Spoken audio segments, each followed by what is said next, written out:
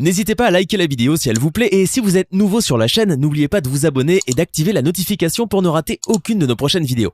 De la République démocratique du Congo FARDC en opération au Nord Kivu ont été renforcés en logistique ce mercredi 17 août 2022. Il s'agit des 6 Jeeps Land Cruiser flambant neuves 4x4 remises au commandant second de la 3e zone de défense par l'autorité provinciale du Nord Kivu, représentée par les vice-gouverneurs, les commissaires divisionnaires Romi Ekuka Lipopo. La cérémonie de remise et reprise s'est déroulée dans l'enceinte du gouvernorat des provinces. Les vice-gouverneurs ont invité les utilisateurs de ces engins roulants d'en prendre soin. Au nom de son Excellence, le gouverneur de province du Nord Kivu, le lieutenant général Ndima Constant, je vous remets 6 jeeps de marque Land Cruiser pour les opérations. Je vous prie de prendre soin de ces véhicules comme votre prunelle pour que les opérations puissent bien se dérouler et que la logistique dont nous parlons tout le temps qu'elle fait défaut ne puisse pas faire défaut maintenant à l'occasion de la réception de ces véhicules. Nous osons croire que vous userez en bon père de famille de ces véhicules pour que les unités au front puissent en bénéficier et pouvoir monter des opérations en toute quiétude. Voilà ce que je peux vous donner en ce moment et vous souhaiter encore une fois la réussite dans toutes les opérations qui sont menées dans notre province. Le commandant second de la 3e zone de défense a exprimé ses sentiments de gratitude car selon lui, ces véhicules boosteront à coup sûr les opérations militaires en province. Au nom du commandant de la 3e zone de défense qui est actuellement le commandant des opérations dans le Nord Kivu, je tiens à remercier sincèrement son Excellence Monsieur le Gouverneur pour ces outils de travail. Et je crois sincèrement que ça va booster les opérations que nous sommes en train de préparer et que nous allons bientôt mener. Et je crois que ça va nous servir grandement. Et encore une fois, merci beaucoup. Notons que l'achat de ces jeeps a été pris en charge par les gouvernements de la RDC. De nombreuses avancées sur les plans sécuritaires sont à ce jour enregistrées à Ituri, bien que des efforts doivent encore être fournis pour pacifier l'ensemble de la province, a reconnu le président du caucus des parlementaires de l'Ituri à l'issue d'une audience avec le gouvernement militaire ce jeudi 18 août 2022. Ainsi, l'honorable Serge Moubert appelle les fils et filles de l'Ituri à la culture de la paix. Depuis un certain temps, nous avons constaté une accalmie totale au niveau de la province. Une accalmie qui a été implémentée par la politique d'approche du gouverneur que nous avons tous apprécié. Parce que nous avons vu les seigneurs de guerre venir ici au chef-lieu de la province manifester leur aval, manifester leur approche, accepter de déposer les armes et quitter la course. Nos frères et gars doivent comprendre que tout ce que nous faisons, tous les messages que nous leur lançons, c'est pour leur bien-être. C'est pour notre intérêt à nous. Ils doivent quand même patienter. Vous savez, même nous, les élus du peuple, à Kinshasa, nous ne dormons pas. Nous sommes tentés de faire pression sur le gouvernement pour que l'opérationnalisation du programme PDDC puisse être effective, puisse commencer. Mais ils doivent comprendre. L'impatience ne doit pas se manifester encore par des actes de barbarie. C'est ce qui tue la seule et propre frère. Imaginez-vous, peut-être une petite impatience, tu préfères tuer ton propre frère. Qui gagne et qui perd. Donc je les appelle au calme, ils doivent se calmer. Au même moment, l'élu de Mahag félicite le gouvernement militaire pour les actions de développement entreprises à travers la province. Nous avons eu quand même à féliciter les gouverneurs parce que nous devons être conscients. Il est le 3e gouverneur de la province de l'Ituri. Nous avons connu un premier gouverneur, un deuxième. Et moi personnellement, en tant qu'élu du peuple, en tant qu'Ituri, je ne peux pas mâcher les mots. Ce n'est qu'avec ce 3e gouverneur que nous sommes tentés de voir des actes palpables. Moi, je peux avouer, à chaque 3 ou 4 mois que vous faites en dehors de l'Ituri, lorsque vous revenez, on trouve toujours des changements très positifs. Je ne peux pas mâcher les mots. Le gouverneur, il est tenté de se battre, il est tenté quand même de s'efforcer pour poser des actes palpables, pour poser l'acte de développement. Nous avons vu les voiries en train d'être réhabilitées. Déterminé à mettre fin au phénomène ADF et restaurer l'autorité de l'État à Ituri, les forces armées ont capturé 4 terroristes ADF lors d'une contre-attaque menée dans les localités de Malibongo et Malaya, dans la région de Boga. Ces rebelles ADF, parmi lesquels 2 renseignants et un ravitailleur, ont été présentés ce mercredi au gouverneur militaire de l'Ituri, par là au nom du lieutenant-général Luboyanka Shoma Johnny. Le porte-parole de l'armée en Ituri appelle la population à toujours faire confiance aux forces loyalistes pour la neutralisation définitive de tous les ennemis de la paix. La population doit raviver la conscience de quitter ces ADF. Il ne faut jamais être en connivence avec l'ennemi. C'est déplorable de voir les gens paisiblement, mais ils se font les complices, ils se font les renseignants. Comment voulez-vous gagner une guerre contre ces terroristes où certaines populations sont en connivence avec l'ennemi? C'est inimaginable, on ne peut pas imaginer cela. C'est comme ça, au nom du gouverneur militaire, commandant des opérations, la guerre sera gagnée que si la population, celle-ci, comprend que nous sommes dans une phase où nous devons collaborer avec les forces armées, nous devons dénoncer tous les cas suspects. On ne peut pas se faire ennemi de l'armée en étant dans la population et en demandant la sécurité par les forces armées au sein de la population. L'un des capturés explique les circonstances de son enrôlement au sein de cette force négative. Moi et ma famille, nous venons de Massissi à la recherche des terres arables pour notre survie. C'est ici que nous avons intégré le mouvement terroriste ADF. Dans la même veine, les forces armées ont déjoué la semaine dernière une attaque de ces rebelles dans la région de Loloa, traversée par la RN4, où le trafic est redevenu fluide. Après la pluie, c'est le bon temps, dit-on. Le centre de négoce de Mugamba, situé à une centaine de kilomètres au sud de Bunia, respire désormais le bon vent de la paix. Plusieurs activités ont repris. Les habitants saluent le travail abattu par les FARDC pour sécuriser le milieu. Pour l'instant, vraiment, touche à FARDC, touche à hiyo. FARDC inafanya vitu vyetu tulikuwa hatuwasi. Par rapport na gisi mambo ilikuwa zamani na leo, il y a une très grande différence. Bakaendelea hivi, on est sûr que tout sera fini. Cette localité et plusieurs autres entités environnantes ont été les cibles des rebelles ADF la semaine dernière. L'administrateur militaire du territoire de Houmou s'est rendu sur terrain pour réconforter cette population. Colonel Siro Simba, dépêché dans la région par le gouverneur militaire, lieutenant-général Bouaka Chamadjoni, appelle cette population à ne pas céder à la panique, à braver la peur et à faire confiance aux soldats loyalistes. Personne n'a quitté Mungamba. La population et surtout la jeunesse a fait preuve de résilience. Pour moi, ça me réconforte parce que on ne va plus connaître cette aventure. Nous faisons face dans la partie sud à des terroristes, mais dans l'unité, nous allons vaincre cet ennemi. La chefferie de Wallace Vankoutou est secouée depuis 2020 par l'activisme des rebelles ADF, parfois appuyé selon les autorités par des éléments Maïmaï Kiandenga. L'armée fait de son mieux pour restaurer la paix dans cette partie de la province de l'Ituri.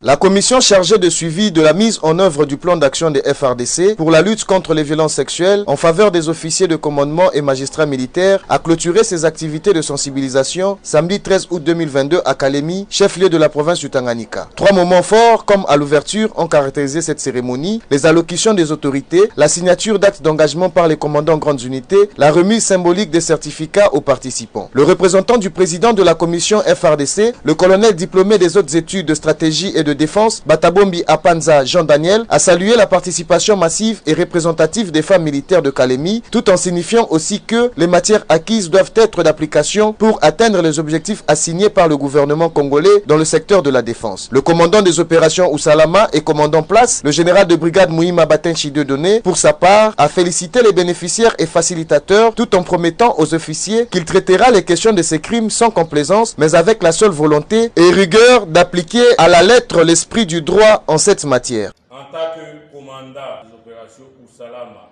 et commandant place, je traiterai les questions de ce crime sans complaisance, mais avec volonté et rigueur. Enfin, le commandant Garnison est passé à la signature de l'acte d'engagement, suivi de la remise symbolique des certificats par l'autorité provinciale du Tanganyika aux participants, dont 3 femmes militaires. Madame le gouverneur de la province, Julie Ngungwa Moyuma, quant à elle, dans son mot de clôture, a exhorté de promouvoir la dignité humaine et réprimer selon le code toute déviation relative à la violence sexuelle et de crimes contre l'enfant congolais en général et tanganyikais en particulier. Son Excellence, Monsieur le Président de la République, Félix-Antoine Tshisekedi Tshilombo, tient fermement à l'instauration effective de l'état de droit. Vous avez le devoir de l'accompagner à ses propos et la matière dont vous avez bénéficié au cours de cet atelier constitue un support dont vous ne devez pas vous départir. C'est votre vatmecum.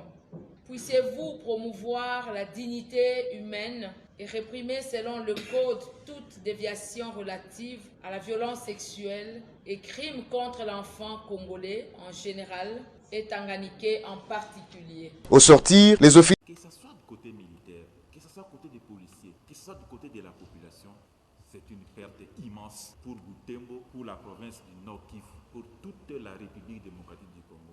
Le gouverneur du Nord Kivu a échangé avec les différentes couches des populations de Butembo jusque dans la soirée de ce 15 août 2022. Les interlocuteurs du lieutenant-général Constant Dimakongwa ont évoqué la question du départ de la MONUSCO des terres congolaises, les incompréhensions civilo-militaires et les préjugés tout en soutenant l'armée régulière. C'était dans un jeu de questions-réponses. Et nous proposons l'échange, le cadre qui est cadre d'échange régulier. La sécurité, c'est comme la nourriture pour une famille. La MONUSCO, oui, elle est inefficace et le gouvernement reconnaît. Mais nous, la population de Butembo, nous ne voulons plus la voir parce qu'elle a tué nos enfants. Allez plaider vraiment qu'auprès du gouvernement central et dire que nous ne voulons plus la voir. Dans le cas contraire, nous nous excusons. De vous dire que nous allons continuer avec nos petites astuces d'action pacifique. De son côté, le gouverneur de la province du Nord Kivu, entouré par le membre de son gouvernement et ceux du comité provincial de sécurité, a invité ses interlocuteurs au patriotisme et a encouragé leurs enfants à s'engager pour servir sous les drapeaux. Tout Congolais aujourd'hui a les yeux et les oreilles braqués sur notre province. Nous voulons manifester pour nous faire entendre plus ce que la population demande, mais que cela soit pacifique. Parce que, mes chers compatriotes, en cas de violence, comme nous avons connu ici, nous avons connu dans notre province, que ce soit à Goma, à Rutshuru, à Kanyabayonga, à Butembo, à Beni, que nous avons connu. Il y a eu des casses, il y a eu des pertes. Les associations féminines, la coordination urbaine de la société civile, les confessions religieuses, les mouvements citoyens, le conseil de jeunesse. Les eaux, présentement, parce que c'est la situation actuelle que vous avez besoin. Du moins, bien avant, vous étiez informés de la présence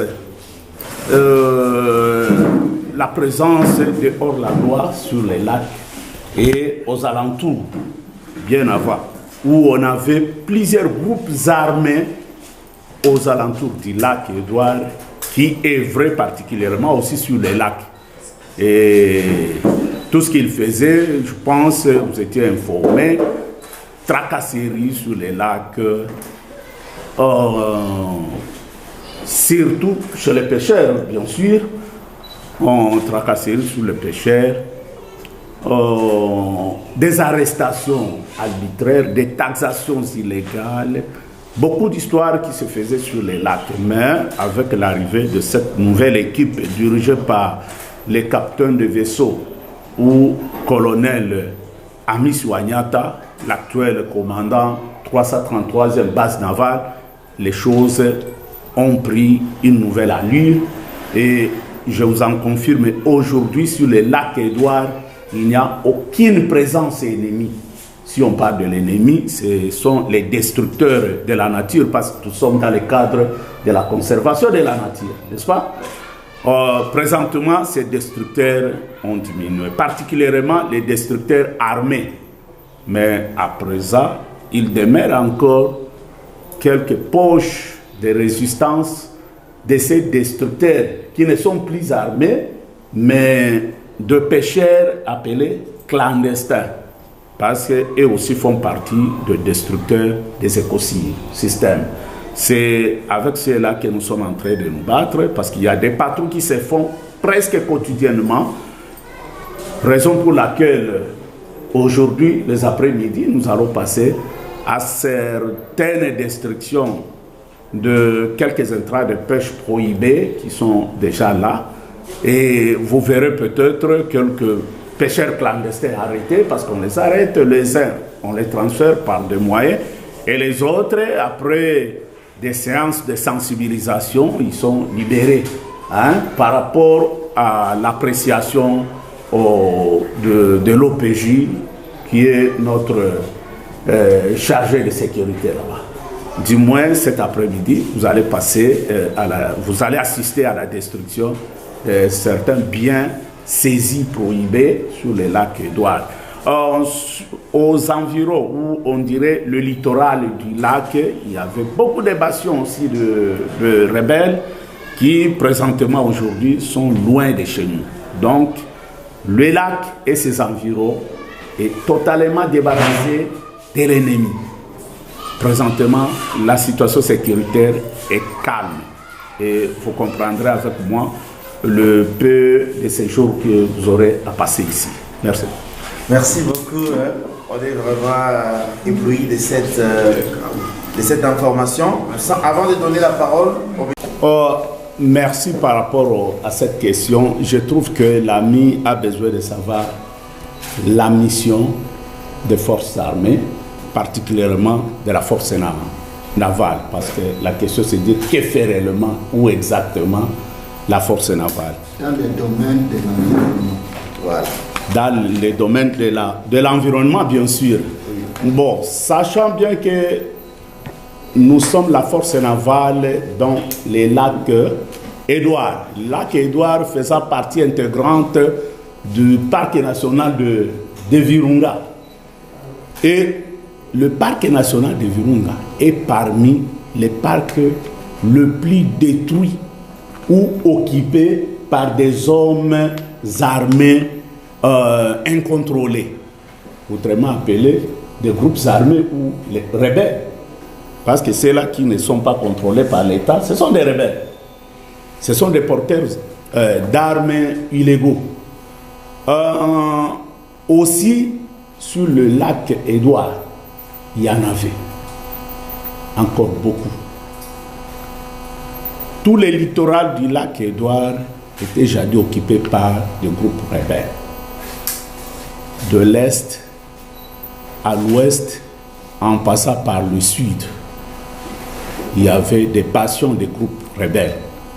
La force navale,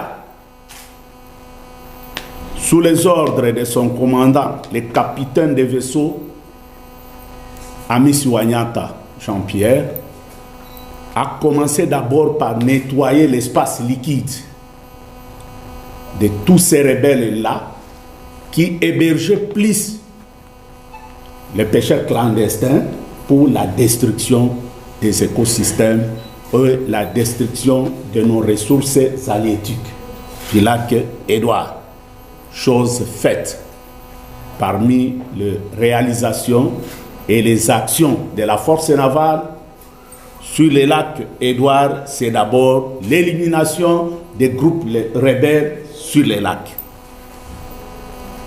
Nous ne sommes pas limités au niveau du lac, nous sommes allés au-delà de là. C'est le cas maintenant des nettoyages du littoral. Sur la côte est, on avait la grande bastion de Tchondo qui avait été vidée de ses occupants illégaux. Il y avait sur le fond sud Chanika, qui était une grande bastion, vidée de ses occupants à présent. Et les alentours au niveau de la côte ouest, le mont Grabé était pratiquement occupé par les groupes rebelles. Et nous avons quitté les eaux jusqu'à monter les montagnes partout là-bas, chasser l'ennemi. Présentement, la force navale a mis hors d'état de nuire tous les rebelles destructeurs d'Ilac et Édouard. Ça, c'est un fait réel. À présent, nous faisons des patrouilles, des surveillances, des réglementations et des protections des frayères et des espaces écologiques du lac Édouard. Et ces patrouilles sont régulières, raison pour laquelle je vous ai dit auparavant que vous allez assister à une séance de destruction de intrants de pêche prohibés, arrêtés et saisis pendant nos patrouilles sur les eaux. Donc, jusqu'à présent, présentement ici, nous faisons des patrouilles continues sur les eaux dans le cadre de l'assainissement du lac Édouard. Voilà un peu en bref ce que fait la force navale sur le lac Édouard. Oui, si on revient sur la question de Darius, oui. Par rapport aux différentes arrestations de pêcheurs congolais sur le lac Édouard, quel est le degré de... Par la marine ougandaise particulièrement. Mais Azaf, les amis ont souhaité que la même question soit répondue en question. Et après, la COPEVI a augmenté celle de Lunyasenge et de Kisaka, qui pourrait faire 5 au total. Et je vous dis, présentement, nous en avons plus de 9. 9 ou 10. Plus de 10, 12. Oui, 12 parfois. Et puis, des grandes pêcheries, plus que Vitumbi. Là, vous comprendrez que la partie RDC du lac Édouard est surexploitée sur le plan pêche. Plus les destructeurs, parce que plus vous avez beaucoup de pêcheries incontrôlées, derrière eux, il y a aussi les destructeurs, les pêcheurs clandestins qui se multiplient aussi dans ces coins du lac. Ce qui entraîne comme conséquence la baisse, ce que nous appelons ici baisse de la production.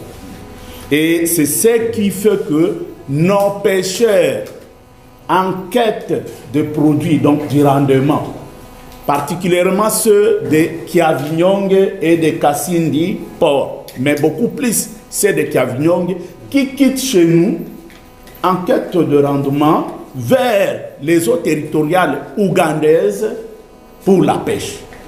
Sachant bien, parce qu'ils sont informés de tout, nos amis de l'Ouganda ne font pas de patrouilles nocturnes. Nos amis de l'Ouganda, les patrouilles, c'est toujours dur. C'est-à-dire la journée. Nos pêcheurs connaissant cela, ils y vont nuitamment, ils pêchent, ils s'en souturent, par chance, avec de bons résultats. Il y a un terme là que le Cordo peut prononcer ici pour votre compréhension, les termes que nos amis de Cavignon emploient souvent là.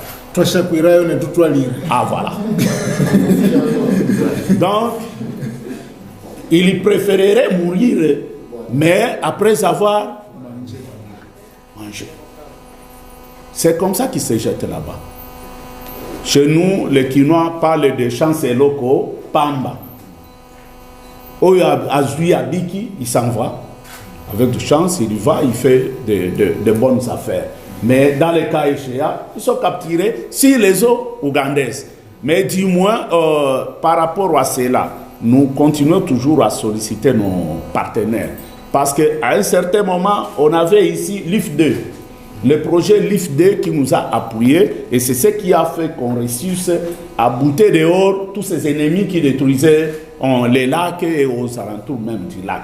Cela nous permettait de contrôler, surveiller notre frontière, en fait d'empêcher les traversées clandestines de nos pêcheurs vers l'Ouganda. Et on a passé plus de 6, 7, 8 mois sans qu'il y ait des arrestations de nos pêcheurs par la marine ougandaise. Et nos partenaires, bon, nous continuons toujours à plaider qu'ils fassent toujours quelque chose pour nous permettre d'être encore permanents de plus en plus sur la frontière Voilà un peu.